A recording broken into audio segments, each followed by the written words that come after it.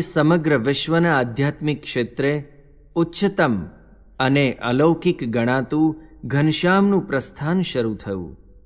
ઘનશ્યામ મહાપ્રભુએ ગૃહત્યાગ કર્યો. તેમના ધીમા પણ નિશ્ચયાત્મક ડગલા તેમના અંતરમાં રહેલી અધર્મના ઉચ્છેદની અને શુદ્ધ ભાગવત ધર્મના સ્થાપનની ઉત્કટ ઈચ્છા બતાવતા હતા. પાછળ દ્રષ્ટિ કરીને જોતા પણ નથી. ભાઈ ભાભી કે સ્વજનના વિયોગનો અંતરમાં વિચાર નથી. અપાર આનંદથી અંતર ઉછાળા મારે છે. ઘનશ્યામ હવે ઘનશ્યામ મટી બૃહદ વૈરાગ્યના સ્વરૂપરૂપ નીલકંઠ વર્ણી બને છે. આથમતા ચંદ્રના ઝાંખા અજવાળામાં નીલકંઠ વર્ણી અયોધ્યા નગરીના એક પછી એક માર્ગો પસાર કરે છે. વિષ્ણુના કપાળના સ્થાનરૂપ ગણાતી અયોધ્યા નગરી આજે ઉજ્જડ બની રહી હતી. રામના વનવાસનો વિરહ તો 14 વર્ષ રહ્યો, પણ પરબ્રહ્મ પુરુષોત્તમ નારાયણ શ્રી નીલકંઠ વર્ણી તો અયોધ્યાનો સદાને માટે ત્યાગ કરતા હતા. કાળો અંચળો પહેરીને બેઠેલી નિસ્તેજ વિધવા સમી અયોધ્યા નગરી આજે દેખાતી હતી.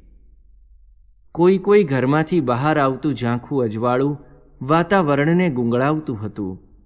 ગાઢ નિદ્રામાં ભૂંડા સ્વપ્ન દેખીને બી ગયેલ કોઈકની કાળી ચીસ સંભળાતી હતી. પરંતુ સ્વસ્વરૂપના ધ્યાનમાં મગ્ન નિઃશંક નીલકંઠ વર્ણી એક પછી એક શેરી વટાવતા જતા હતા. ત્યાં તેમને વેદપાઠી બ્રાહ્મણોના ધીમા પણ મધુર ગીતા પાઠના પ્રાતઃ સુરો સંભળાયા. નીલકંઠ એકાએક થંભી ગયા.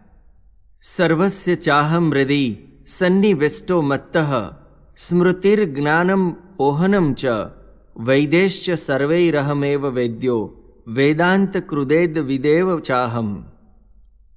સર્વના હૃદયમાં હું જ રહ્યો છું. સર્વને જ્ઞાન અને સ્મૃતિ આપનારો હું જ છું. તેમજ તે હરી લેનાર પણ હું જ છું. સર્વ વેદોથી જાણવા યોગ્ય મારું સ્વરૂપ જ છે અને સર્વ વેદોનો જાણનાર પણ હું જ છું.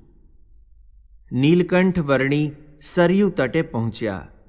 રોજના સમય કરતાં ઘણા વહેલા છે એટલે માણસની અવરજવર દેખાતી નથી. પરંતુ તેમની પાછળ જ એક ભીમકાય પુરુષ આવતો તેમને દેખાય છે. સર્વના અંતરને સર્વની ક્રિયાને હસતા મલકવત દેખતા નીલકંઠથી કાંઈ જ અજાણ્યું નથી. છતાં દરેકને પોતપોતાના કર્માધીન કર્મો કરવા પ્રેરતા નીલકંઠ તે ભીમકાય પુરુષને જોઈ ઊભા રહ્યા. પાછળ આવતા પુરુષે નીલકંઠને પૂછ્યું,